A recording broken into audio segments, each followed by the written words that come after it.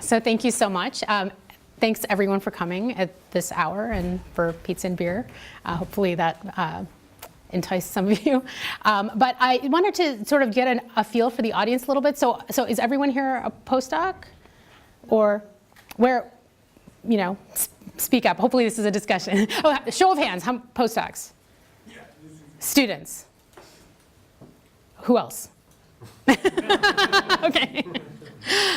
Yeah. So and then of this group, how many of you feel that that you're satisfied with sort of the state of publishing today? How many are not satisfied? Okay, great. And hopefully in the discussion we can talk about some of those things you're not satisfied about, so we can figure out, what it is that we can do to sort of attack some of those issues. So today I did want to talk about the role of early career researchers in changing the culture of scholarly communication, and what is it that each one of us can do. So it does feel like, that there is this system in place and we must abide by it, and that there's nothing that can be done because we're sort of powerless to do so. And I would like to argue that that's not necessarily the case, and that each one of us individually can make decisions and take steps to try and move things in a positive direction, and that can really affect the culture of your peers around you. It can affect the culture of your advisors. It can affect the cultures of the students that you're working with that are more junior. And so I think that especially in this group, there's a really, really important for all of you to play if you are interested in doing so. Okay, so I sort of want to set the stage for, what is sort of the need and maybe some of the things that you may be thinking of when you think you're not satisfied with sort of the state of publishing today. So obviously we all need publications in science, right? So almost every step of at least the academic pipeline involves publications. So whether you're a graduate student or a postdoc, or trying to get your first job, and or even afterwards, trying to work towards getting a grant or getting tenure or whatever the next hurdle is, given the type of position that you have. So publications are extremely important as sort of a metric, and it's not some people think that maybe shouldn't be the case, but obviously this is when you think of it in terms of the product of your research and sort of the responsibility that you have to communicate with the money that you've been given to do the work. It's sort of on all of us to try and communicate in the most open way possible and make sure that the community can build on it to advance science very quickly. Separate from the mechanisms that are involved in the current publishing system, sort of want you to think about this in terms of separating that from the act of communicating your science publicly, which is indeed important, in addition to it being important for sort of the hoops that you have to jump through for your career. So this is just a little bit of data from students at University of California, San Francisco over 2 different time periods, looking at the time that it took them to graduate from graduate school. And back in the 80s, there was a certain period of time, and it's sort of, I think, long compared to the systems here, but on average it was shy of 6 years, and then it started to creep up. But importantly, the time to the first author publication for many of these students was also creeping up significantly. So going from about 5 years to 6 years, and then the number of publications that the students were putting out was also reduced. So the question is, why is that happening? Why is it taking longer to publish? Why are people publishing fewer things? The science is still ongoing. And so one of the things that in this analysis from Ron Vale, he had taken a look at not just the number of papers, but the number of figures per paper. And you can see that maybe over the course, looking at 2 different time periods in the 80s versus 2014, you can see that the number of figures is not necessarily changing, but the number of supplemental figures is dramatically increasing. And I think any of you who have been working on your own publications have probably started to notice that more and more and more work is required, and much of it is getting shunted to the supplemental information, which not doesn't always get as much attention, and often, it feels like it's in sort of purgatory of your work. So it's even hard to, when people cite the work, they don't always recognize the work that was in the supplemental information, which is not always supplemental, right? It's sometimes very critical to the main piece of work, but often with these increasing requirements, there's a lot more information that's getting sort of squirreled away in these supplemental figures. So why, there's just this, the bar is moving for what it takes to get published, and that's something that's a bit of a concern, and it's also resulting in some bad outcomes. So the consequences of this is that you have slower dissemination of information. So this actual communication of the science is happening more slowly because it's just taking longer for people to have their work see the light of day.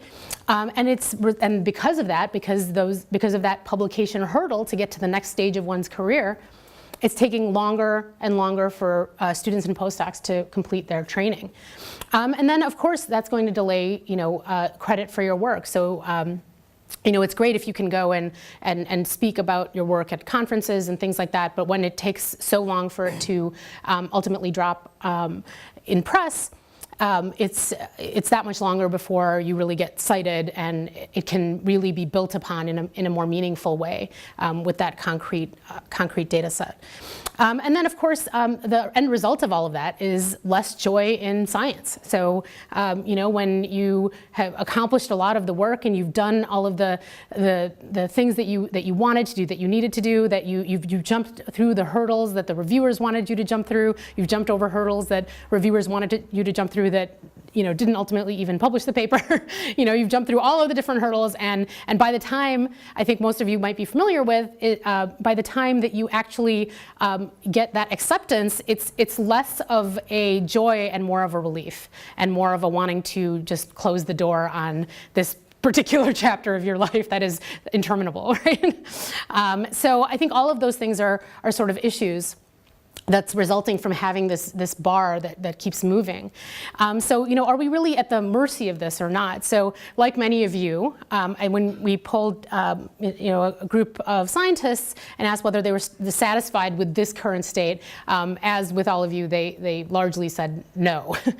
So this system is not okay. Please feel free to interrupt. So how many had a Nature paper? Yeah, it's a good question. Exactly. Yeah, it's a good question. So that we did not select for those kinds of answers, but yeah, you can imagine. Yeah, so obviously, and this is, but not just to put Nature in that box, but regardless of where you publish, that bar is moving, and it's quite onerous to see how long and how difficult it is and how arduous. Yes, please. But isn't that also because more and more people are actually doing science and going to grad school, and there's just more competition rather than the publishing process itself? Well, should there be that much? It should that could be that there is a bottleneck. Right, and then that pool is getting bigger for that bottleneck, depending on what it is that people want to do in their careers. But as far as getting your science communicated, so it may be, yes, if you're all talking about aiming at one journal, yes, that's competition. But if you're talking about getting your work published, getting it work published anywhere, all that data from all those students were not all publishing in one journal. They were just publishing, period, getting some paper out so they could graduate. And there's no reason why that needs to be the case in order to just get your work out, right? And so, there are a lot of different challenges as early career researchers that we face. And so I think one of the things that maybe doesn't get discussed as much is some of the networking disadvantages. So, you may be new to science, you may be new to a field, especially if you're a postdoc, maybe you're doing something different than you did as a graduate student, you're completely new to the area. And it may be difficult for you as a new person in that field, you don't have that many colleagues, you don't know that many people, to obtain, know who to go to get really good feedback on your work. And when you have, especially as an early career faculty, when you're not as well known, many people find at that career stage that, where they, as a postdoc in a very famous lab, they sent something out for publication, and it got sent out for review, and whatever happened, and then you're essentially the same person, is the same types of ideas and the same sort of work as an independent lab. You go and submit that same work, and you don't get you don't get sent out for review as often. Nothing has plummeted in terms of quality. It's just, the last author has now changed to be someone who is much less well known. So that's something that, just by virtue of name recognition and networking and things like that, there's a little bit of a hurdle as far as whether people agree to review the work, whether people agree to even send it out for review. Is that something you're going to come back to? Because I think We can definitely discuss it more. Yeah, absolutely. And feel free to chime in anytime. And then also, as early career researchers, there's some amount of limited resources. So as postdocs and students, you are your own resource, right? It's your hands, your work, as much as that you can do to contribute to the work. And then even as an early career faculty member, there's only so much money that you have to start up your entire lab and sort of try to make your mark. Compared to more senior researchers who may have an army of people in their labs in many cases working towards the same goal. Maybe you have whole teams of people that may contribute to a paper. That certainly is different than whether one individual person has a project that they're trying to publish. So that's sort of a little bit different in what is in the resources that one has to put towards an individual publication. And then of course time. Obviously, because we discussed publications are needed for all these different things, for grants and tenures, for everyone to get the jobs that they want. You need to get those papers first so that you can go on to the next thing in your life. And there's only, most people are time limited in this. You can't just necessarily stay a postdoc forever. You can't stay a student forever. You need to move on to the next stage, and it can take a lot of time to do certain things. So especially if you're the main person on your project, and it takes quite a bit of time to put together a piece of work that you want to try to get published. And now with that moving bar of needing more and more data, needing more and more panels to your figures, and more information to meet the standard for publication, it takes time for all of those things to develop. And so it's just going to push everything out a little bit further. And so this is sort of just a diagram that shows the way things that we do now, where you have a manuscript, you submit to a journal, which gets peer reviewed. Maybe they didn't like it so much, and that's that the step where it gets desk rejected is omitted here, but that also happens. So you send out for peer review, they didn't like it, you go to the next journal. Maybe some of the reviewers like it, some of them could not be persuaded. Maybe you go to another journal. It depends on what kind of system that you're aiming for, what the goals that you're after. But then eventually, after all of this time, all of this time spent in revision, and it's not the case that you just get some revisions back and then you can say, okay, well, this is a totally unreasonable reviewer. Let me go and send my paper to some other journal instead of addressing these things. Well, guess what? Your anonymous reviewer is also reviewing for the other journal. So, you're sort of in a tight spot, and it's best to do the work that you think is important to actually make your science better and more rigorous and things like that. All of this takes, obviously, an enormous amount of time, and so from months to years. But there's another way. And so many of you may or may, so please, show of hands, who is aware of preprints? Okay, show of hands, who has actually posted one? Ah, very nice. Okay, this is probably like a record for the audiences that I've talked to, so that's fantastic. So we can talk more about that too. But as you now know, because many of you have already been aware, there are manuscripts that are shared online prior to journal organized peer review, and that sort of allows us to sort of shunt this pathway so that when your manuscript is ready for other eyes to see, you can just post it publicly online. And it has many, many different advantages. One is exposure. So in that whole pipeline where you're submitting and revising and resubmitting and revising and then resubmitting again, and all of that amount of time, here's data from one of Ron Vale's papers where he submitted concurrently, so submitted a BioArchive preprint and then simultaneously submitted it to PNAS. And so you can track here how many times the article was viewed as a preprint before it was ever before the reviews were ever received at PNAS. So you can imagine, so this is, obviously over the course of, here is only a month, but the number of views of this work is huge. Importantly, these preprints are permanent and they're versioned and they're citable. So this is really, really important. So, this is a way in which this differs from the type of sharing that you're used to doing prior to publication at a conference or something like that, where, you show your work very sort of fleetingly and there's no real record of it after the fact. But here it is permanent and importantly citable. So I've had preprints that I've posted that have been cited before it ever got peer reviewed, because the person obviously who's citing the work is an expert. They peer reviewed it themselves and decided that it was worth citing because they were persuaded by the data. So if they were citing it, obviously they've looked at the, or they should have looked at the data very carefully. And so, we know now that preprints have been, this is not a wildly new concept in general, that they've been widespread in other disciplines, and starting with Archive, which is for the computational sciences, physics and mathematics. And that's been around since the 90s, in 1991, by Paul Ginsberg. And we can see now that since 2013, when BioArchive launched, and even before that, in these other different types of trials for getting these preprints out, there's been sort of this huge growth in recent years. 2013 is when BioArchive launched. And then you can see that they sort of take up the bulk of the space right now. And so there's been this sort of very rapid growth in the last few years. And because of that, there's been sort of a explosion, I would say, in preprint servers. And you can see some of them are listed here, and many of them are field specific. So BioArchive is obviously for the biological sciences, but there are other different types of fields that are represented: chemistry and paleobiology, agriculture, all of these different types of preprint servers.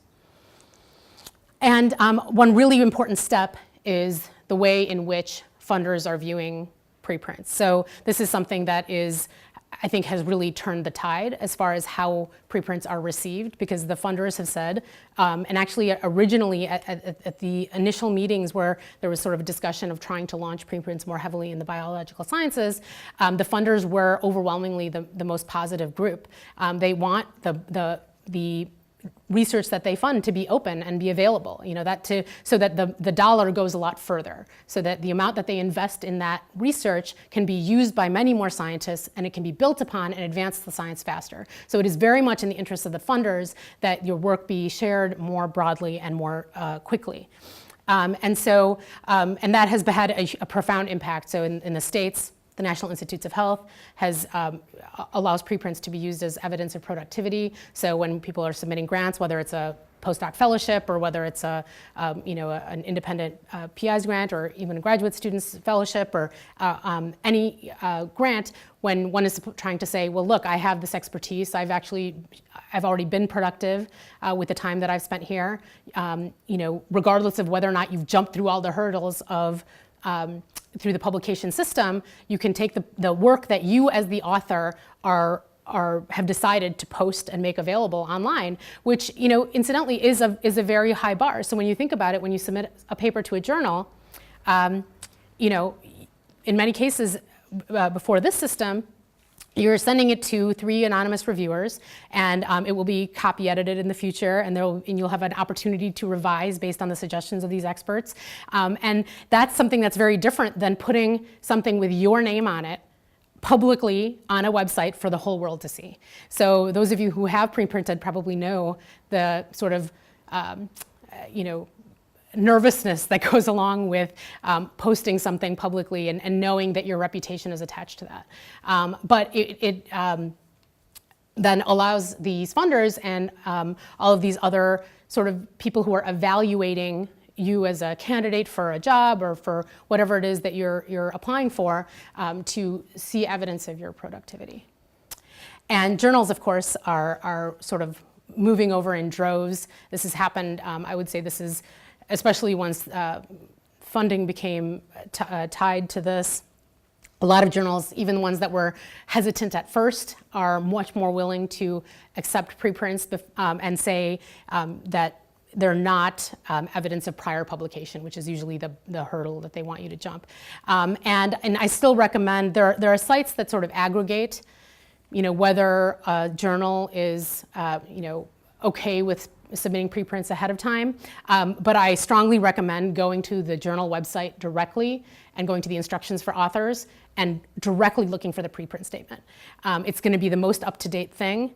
It doesn't really help for you to see an aggregated thing that may or may not be up to date, and then you still don't know what the journal policy is. So if you know what journal you're going to aim for or whatever you're headed for, go look it up first, see what their policy is. That might sway your decision in some cases. But there are many, many different benefits. So one is that you can obviously gain visibility, just like you're gaining visibility when you're presenting at a meeting. But you can imagine there's a big difference between someone, hearing in very short order, okay, in 5 minutes, here's all of this data, versus being able to look at a piece of paper, read all of the information, the introduction, the setup, the data, the methods, being able to really truly dig in and analyze that information is completely different. So that allows you to get more relevant feedback on your work rather than just things that sort of occurred to people as they saw you mention the work in a poster. So that's a lot more useful. And it also can help interested journal editors find you. So there are places like PLOS Genetics and others have preprint editors that actually, and I know MBOC does this, that actually look on the preprint servers for work that's relevant to their journal, and they may approach someone to submit their article. Now, I can't think of anything better than to sort of reverse these roles and have the journals asking us for for submissions based on something that they think is appropriate for their journal. So I've had this happen, and it's spectacular when you post a preprint and then someone, a journal that you would likely have considered anyway, approaches you and says, hey, this is really interesting. I think we would like to, to look at this and review it and potentially publish it. So that's fantastic, and I think that's how it sort of ought to be. And then this is really important. So it really does help you find collaborators earlier. So I've also had preprints, like I mentioned, that have been cited already. And you sort of, in that way, can find out that there are other people that are working on interesting related things. And when they can sit down and read carefully and see what they have relative to what the data that you have, it can be a lot easier to strike up a collaboration. And then, of course, it is a version of record. So, people that are worried about scooping or that someone may undercut your work by you having posted it first, it has a date stamp. You know exactly when this work was published, and on the preprint server. And I think the important thing there is that it's in our hands to sort of make sure that other people see the work. So if we can actually, when my lab preprints something, we, go and find our colleagues that might be interested in this and send it to them. So, everybody knows we did this work. It's hard to claim that, it wasn't out there or they didn't know about it when you directly have told them about it. So I think it's in many ways much more advantageous and less dangerous to post your work if you're more public and more open rather than the other way around. And then, like I mentioned, it's really great to demonstrate productivity. And having all of that out early is really, really great for accelerating discovery. So if people learn about the work and can actually look at the data months to years sooner, they can really get that new idea and build upon that and work with you and collaborate with you and just do work that's orthogonal to your work, but that really allows people to leapfrog and advance much more quickly. But you can see sort of a lot of these different benefits in action at a couple of different places on ASAP Bio's website, and as well as this other site called We Support Preprints. And I have one of my stories on there, which I'll just tell you really briefly, is that, so when we submitted our first preprint, we went to a conference shortly thereafter, and we told everyone, okay, here's our poster, but you can read about the full work right here in our preprint. And so we really, reasoning that the people who would come to our poster at a big conference were potential reviewers and people who are actually interested in this work. And so we, made our preprint available and actually wrote down all the feedback that we were getting, and we, and some of them said, okay, we'll read your preprint and we'll give you, and I said, okay, let me know what you think. They sent us some feedback. So we made all of those changes, made all of those revisions, submitted it to a journal, and I was saying to someone else earlier, it's the first time and probably the last time ever that the paper was accepted without revision. But that's because we already had done a revision from the community that cares about it. And I did get the sense that, those people had already seen the work. And, in many cases, some of the reviews said, oh, it's good to see that they have done X, Y, and Z, and things that the community had been asking for. So it's really, I think, is a win-win situation and can really help move things along quicker and help us to do the science that we want to do and take into account the feedback that we're getting and move things along a lot faster. Okay, so I just want to say here quickly, so I mentioned getting more relevant feedback on your work, and one complaint you hear from a lot of preprint authors is, where is the feedback that I was promised? So only about 10% of BioArchive preprints have public comments on them. So where is this feedback? And so I would argue that, like with anything else, it's not necessarily anyone's responsibility to read your work. It's your responsibility to make people read your work and shake them by the shoulders and say, this is what you should care, you should read this, here's why you should care. So and I think that is true for everything that we do in science. There's a fire hose of information. There's a million scientists doing a ton of work, a ton of good work, and it's just impossible for everyone to absorb everything. So it's not even reasonable really to expect people to just know everything that you're putting out there. So it's really, the onus is on us to make sure that people see our work. So I think direct solicitation, as we did by going to a conference and sending preprints to colleagues and things like that, is something that's really great for getting very targeted feedback from people who are the experts, that that you trust to give it a very critical reading. And then you can also, make sure that more eyes see it. Once you, it's part of being more proactive is make sure that people are reading your preprint. And my favorite new development is the preprint tweet storm. So I don't know if you guys have seen this, but if you look on Twitter, these days it's becoming much more common when someone posts a preprint to literally take individual figures and tell the whole story of the paper in a tweet storm. And it's so compelling. And if you don't want to just drop everything and read the paper after the tweet storm, that's really what happens when you read these things. And it just attracts so much more interest, and I think is just a fantastic way to really broadcast to people, here's why this story is interesting. Why it might be interesting to people who don't study this necessarily, to make that case to everyone. I think that's really important. And then the other thing that we can do is to harness the existing infrastructure. And the way in which that I've done this in the past is by doing preprint journal clubs. So obviously everyone is familiar with a journal club in just analyzing people's work traditionally after it's published, but a great way to analyze, and critically evaluate data is before anyone has already reviewed it. And so you can look at it from scratch and decide what you think as a reviewer yourself. And so I actually ran a course at my institution in which, I gave a little bit of introduction to graduate students, told them, this is how you would actually review a paper. And the students would review a preprint. They would do a presentation, just like you would do in a regular journal club, but it would be of a preprint.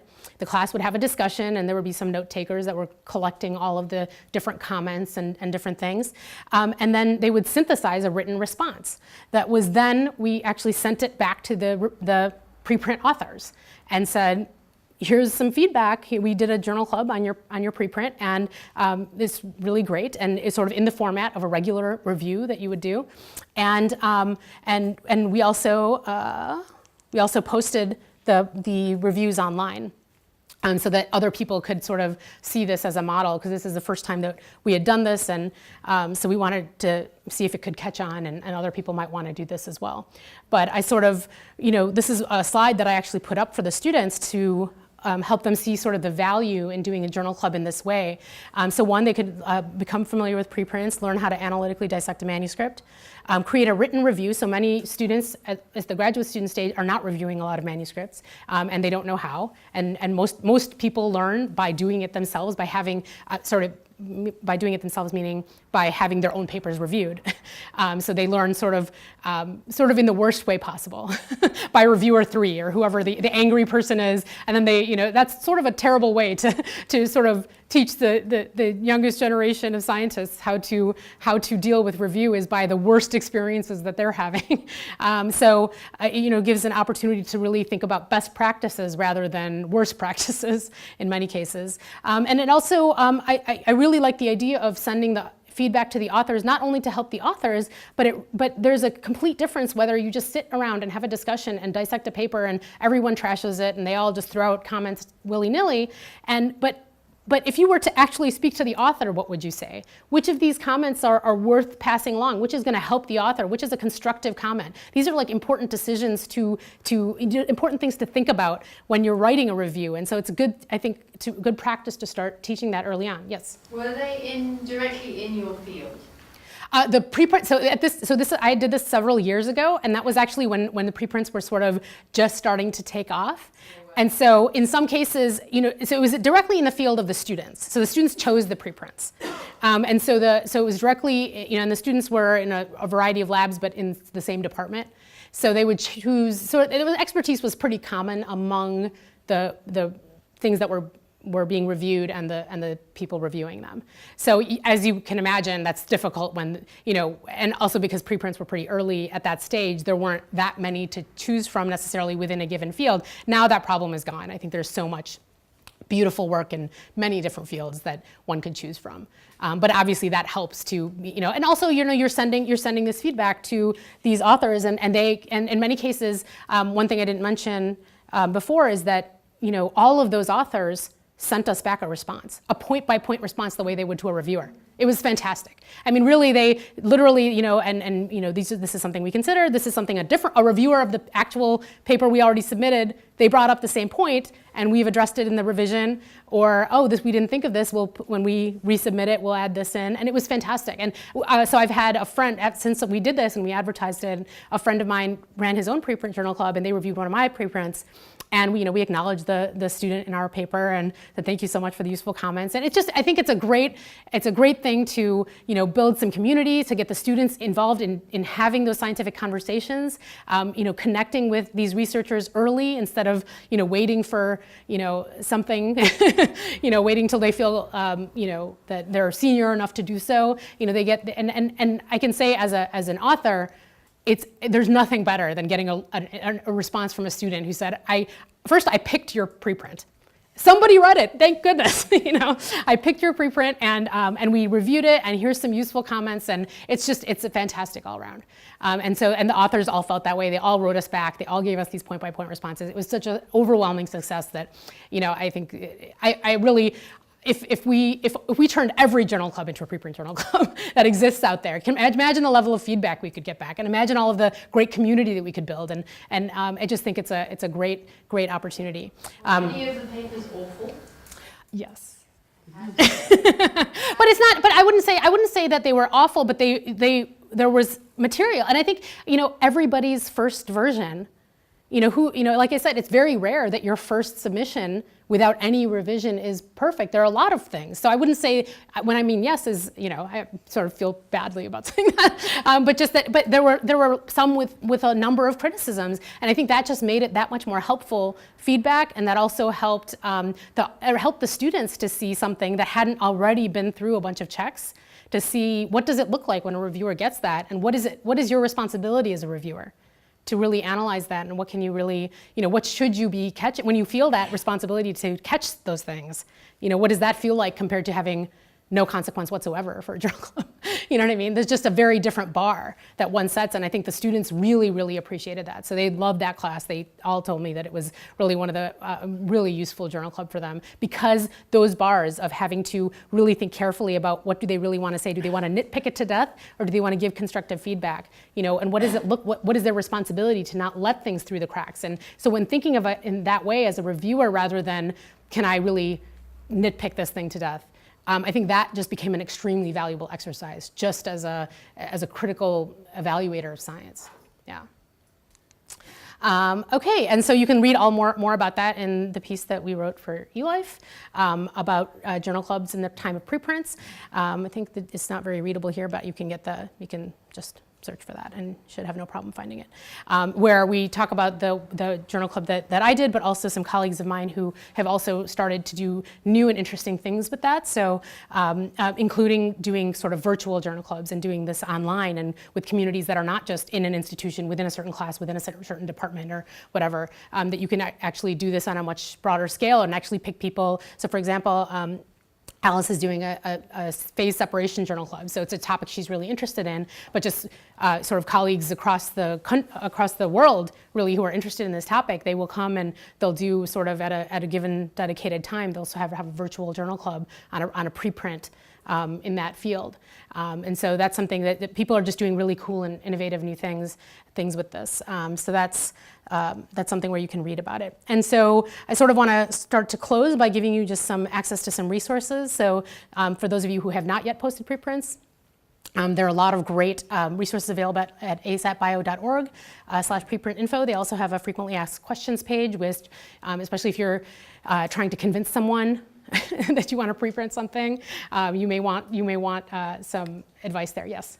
That's just a question. Considering every year the publication and also preprints, how many percentage of them going first to preprint? Oh, so right now, so it's still a small percentage of work that is being preprinted, I would say. So yeah, I don't know this number offhand, but it's still something pretty It's pretty small, so there's a lot of room for growth here and a lot of advantages that can be taken, from moving into this direction, for sure. So I have a question following that. Is a hypothetical question. Imagine we have 50% of manuscripts go to preprint first. What would be the situation? I think that's fantastic. I mean, that sounds like an ideal situation for me. So I think, when you have that much work available, and so this is one thing that I will encourage here in this last slide too, is, it's really, important to make preprints part of your science diet, because right now it may be 2%, but at least in my field in cell biology, there's a lot of beautiful work that is appearing as preprints first, and I would not want to miss it. And so you can set up an alert, just like you can set up an alert in PubMed or however or Google Scholar or whatever, you can set up an alert that will alert you of preprints in your field. And I can imagine just being able to learn about that much work that much faster, and being able to imagine having all of that access to all of this, it would advance what we're able to do in our own research, I think, so much better. And and then we'll see how that scales. So when we're at the point that we have 50%, I don't know what the feedback will look like. What will there's some great work being done by Prelights and all these other different systems to sort of highlight and organize and review preprints. I'm not sure what that will look like when we get to that stage. Hopefully we will get to that stage. So, but that sounds like a utopia for me. I mean, I think hopefully we will see cases in which authors have the ultimate say in what they decide to publish, and they put that up there, and then we will have hopefully good ways of getting feedback and peer review on that. No one is denigrating the value of peer review. I think fully recognizing that peer review improves the quality of papers, but just that can happen. That can happen concurrently while it's still available to. While the work is still available to people. So I just have a list here as the final thing about things. What can you do? So this is sort of how I started out. Like what each individual person do to sort of move the needle and try to create a culture that will help them publish their work faster and move along quicker and get to the next stage of your career when you're ready to. In many cases, and I still find to this day, this is, like I said, this is an outlying audience in the sense that I'm really thrilled with how many of you have already heard of preprints and how many of you have already posted them. But the vast majority of audiences that I talk to about this are they still have never heard of one. And so, and it may be the case that maybe if you haven't posted, it's because you're not the only one who's making that decision, and maybe your PI needs to be persuaded. So I think one important step is to introduce your PI and your peers and other students and people who are your juniors to this concept, and let them know what it is and see it for themselves, and let them decide for themselves the value. And then state your preference for having early credit and feedback, so that you can, when you have, if you're applying for a job and the job cycle rolls around when it rolls around, and maybe your work is all the way published, maybe it's not, maybe it's in some state in between, but you have a citable DOI that can the evaluators can read the work themselves. Which is very different from saying something is submitted, for which they're just taking your word that something exists, rather than saying, here it exists and you can read it and you can decide. And if this meets your standard, now you have it. It's a very different thing. And you can imagine that can happen a lot sooner, and the job cycle is when it is. So if you're at that stage, you can preprint it and put that in your CV, list it as a preprint, attach the DOI so that people have access to it. And then you can also participate in the culture of feedback by providing your own. And I said specifically before and after journal publication. So I think one of the big features here is that we tend to have this false assumption that we should, that there's peer review and therefore the published work is the final word. And that, it's not that these things are not flawed, as we know from regular journal clubs. Who among us has ever allowed a paper to survive in a journal club? Never, right?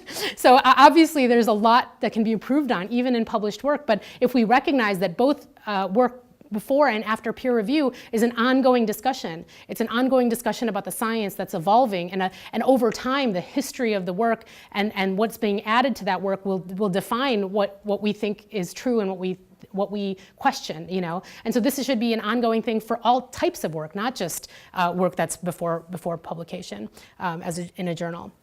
And then personally, we can all resist the urge to use journals as a quality proxy. So rather than talking about things in terms of where the work is published, and I think we all know instances in which people have their CVs and they've bold highlighted and underlined their fancy journal, or the worst case scenario where they've said that they are they're preparing, or it's in preparation to submit at Fancy Journal. Like, please don't do that.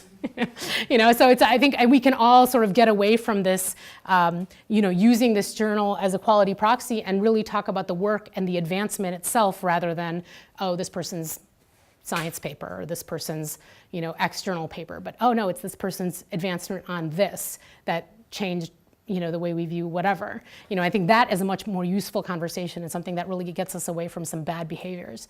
And then you can obviously select a variety of preprints or papers in a wide variety of journals for journal clubs, rather than, I think it's very easy to say, okay, I get to pick the journal club paper and I don't know what to pick, but we may as well pick this science paper because everyone will recognize it, or whatever it is, or this Nature paper. And then you can also promote. Sorry, yes. Briefly on that, I can see, and we totally agree with doing that in a journal club. But to shift it around, if you have a nice Nature or Science or whatever paper that you want to submit, why would you submit it anywhere else? What do you mean? Well, the metric is you need a shiny paper to get your next job. The pressure will be there to make it in a shiny journal.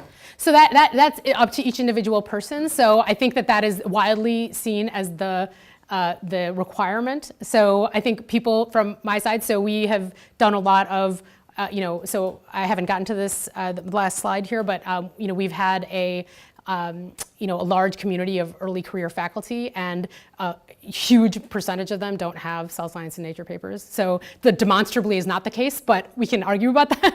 I'm happy to argue about that. I'm not saying that it doesn't help, and not to say that it doesn't look shiny and that it won't result in your glamour prizes and the fancy jobs and all of that. But this idea that it's an absolute requirement, just as is funding, is something that just doesn't pan out. And then you can obviously preprint your own work if you can get all of your authors on board and get credit for your work. And then I strongly urge you to work together on all of these things, because it's really the community that drives change. And so this is, I highlighted here, this is an online community for new faculty that I started called New PI Slack, using the online messaging platform Slack. When out of that was born a lot of other communities, such as Future PI Slack for postdocs, Grad Student Slack, started by 2 of my own students, which is really just a wonderful community to discuss really everything in science, all of the challenges, and really to leverage those networks and those to really find like-minded individuals to move things into the direction that you want them to go. And so that's really whatever it is that change that you want to make, that's something that you can do and do more effectively together as a group with sort of like-minded individuals. So strongly encourage you to seek out your community and work together to make change. So thank you so much. I talked a lot, so thank you.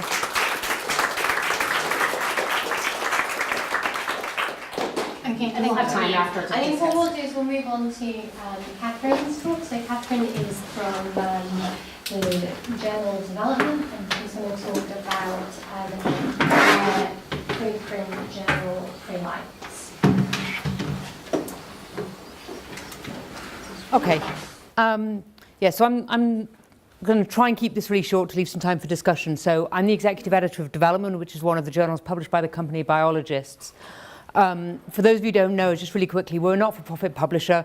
We publish these 5 journals, but importantly, I think also in this context, we're a charity. And so we give away a lot of money to students, postdocs, and various organizations through various activities.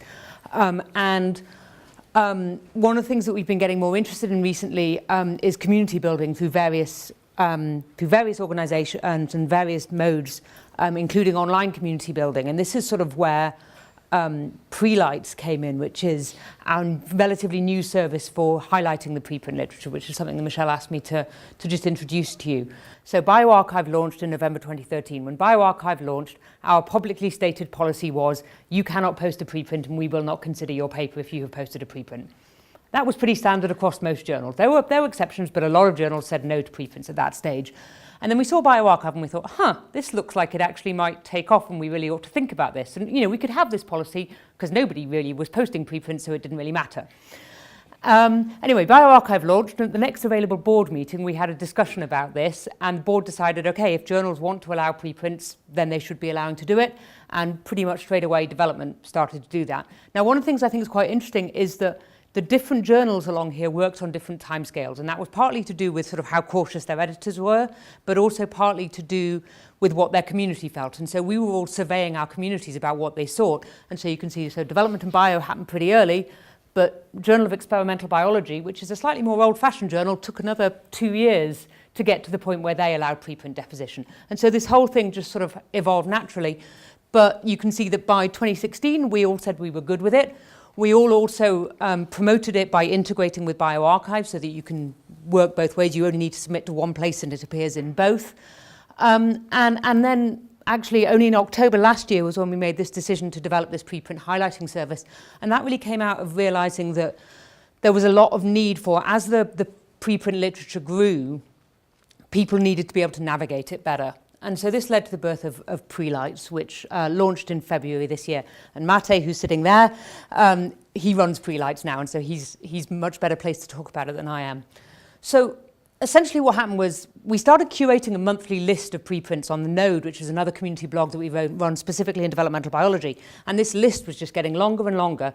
And we were, even though on BioArchive you can search for here's all the developmental biology preprints, there are lots of interesting preprints that aren't in there, and it's a huge long list and it's pretty hard to curate. And so Aidan, who runs the Node, he would go through and he would divide it up into sections and he would provide a little bit of commentary on it, and people loved it. It was the most popular thing we did every month and everybody loved it, and we thought, right, what more can we do?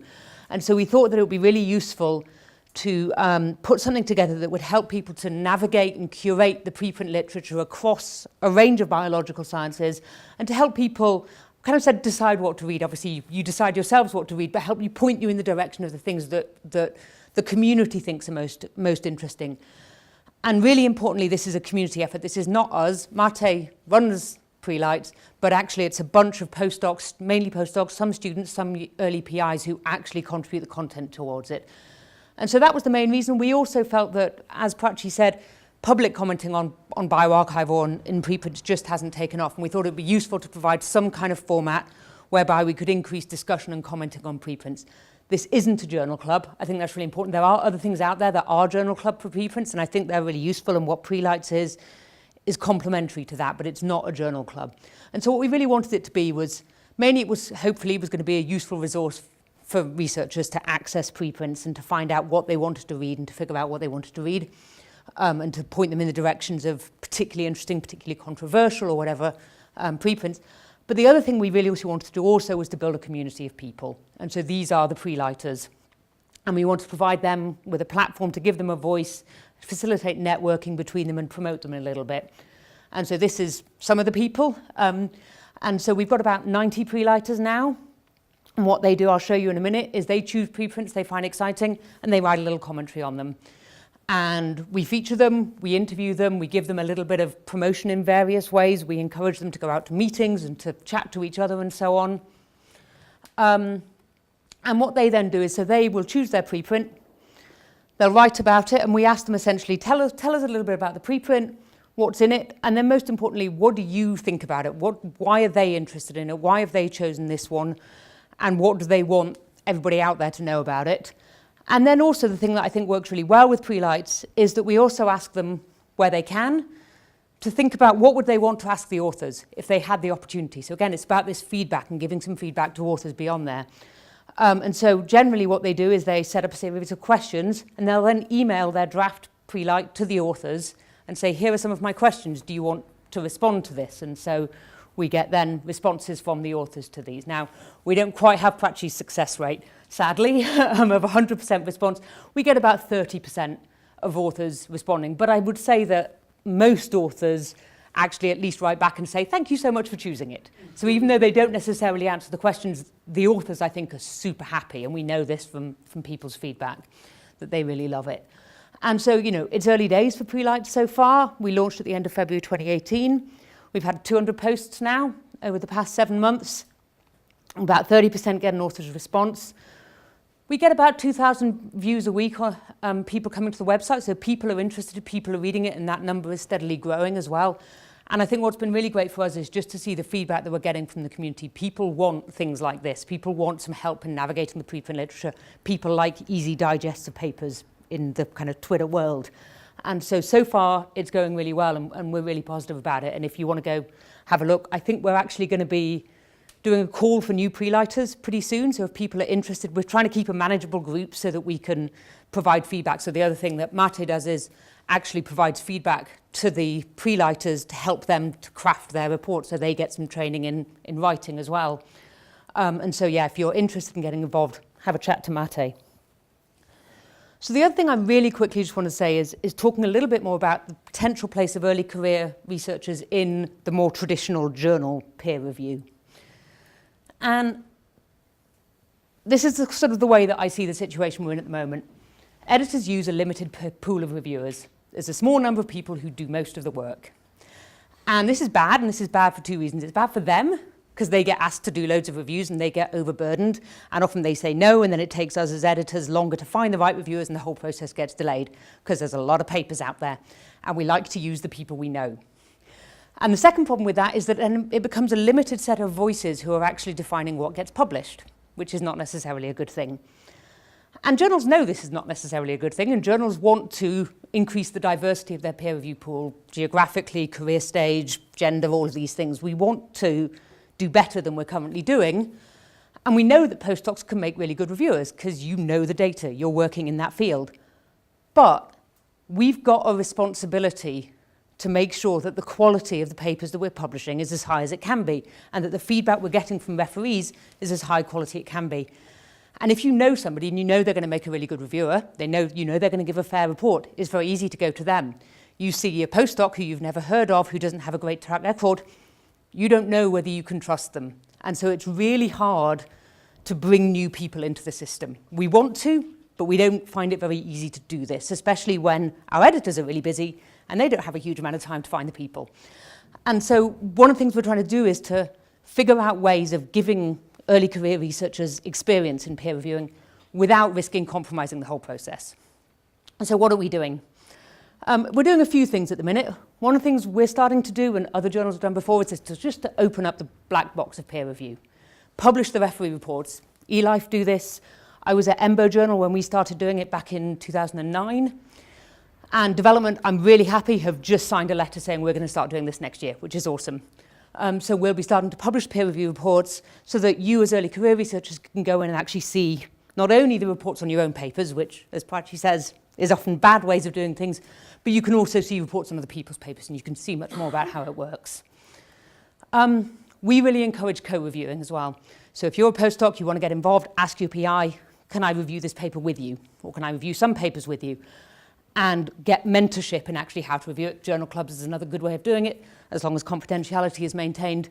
Where we struggle a little bit and where we're trying to do better is now, how do you sort of transition a co-reviewer to a real reviewer, and how do you move from being someone who just helped your boss to someone who's doing it independently. And we're trying to figure out better ways of doing that at the moment.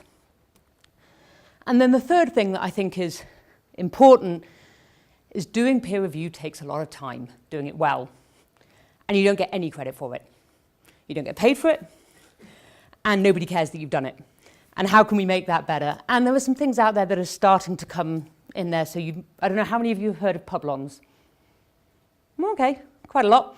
So Publons is a way of getting official recognition for the peer review work you've done. I think it's great in principle. I have a few issues with exactly how it works, which I'm happy to discuss.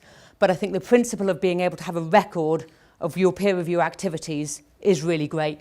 One of the things I'd really like to see, and I know there's some people thinking about it, is actually could you integrate your peer review activity into your ORCID profile so that everything you do, your grants, your papers, your peer review is all in one place and people can see what you're doing, and that happens seamlessly. So as you review a paper, even if you want to stay anonymous and you don't want to give away your name, it can say you have reviewed X papers for journal X.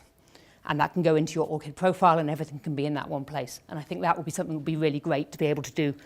Publons achieve something similar, but because it's a self-selecting process, you have to choose to be part of Publons. It's a bit more difficult, I think.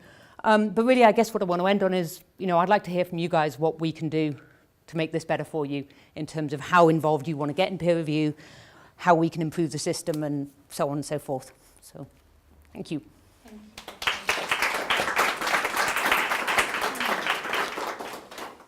Okay, so I think now we'll move on to more of a panel discussion. Okay, so questions, comments? I'd like to hear any of your thoughts about like shifting the whole thing completely. This is a lot of discussion in there. The burn into the ground model. What's the The burn into the ground model. We're shifting what? Can you be more specific? Getting rid of journals. The idea that you can get rid of journals completely. Basically, you have preprints. You put your work out there. You tell the people who you think need to know, and perhaps the role of journals would be then publishing reviews or then highlighting things and putting the work together, trying to do some kind of a synthesis rather than being the gatekeepers of what is good and what is out there. I just wanted your thoughts on that idea.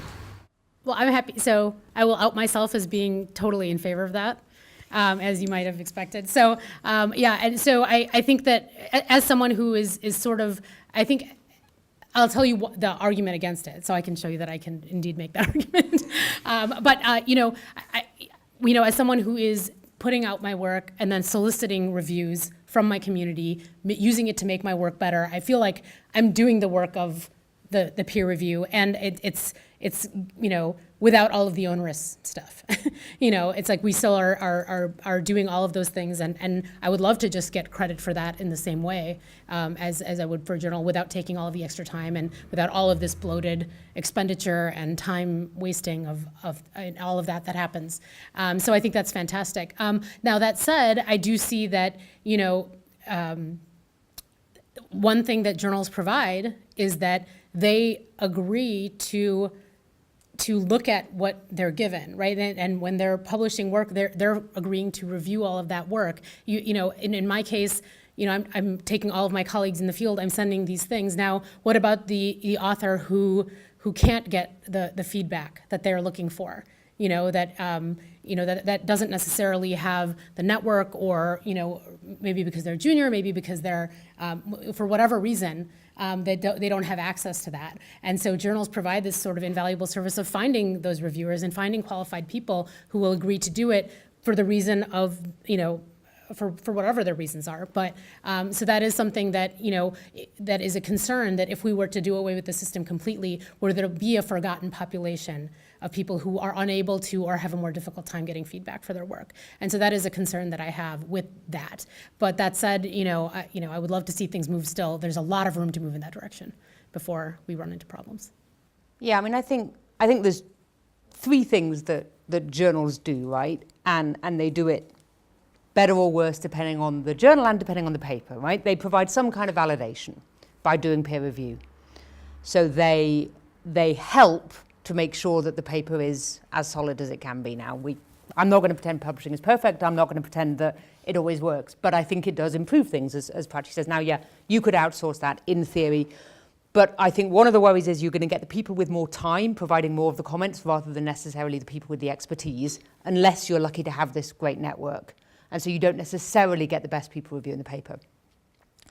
Second thing I think a journal does that I think is much harder to replace is some of the things like ethics checking on a paper. So, you know, every single paper that gets published in development, now again, I'm not going to say it's perfect, but every single paper has been screened for image manipulation. Now, who's going to do that if we don't have a journal? And that's a full-time person's job.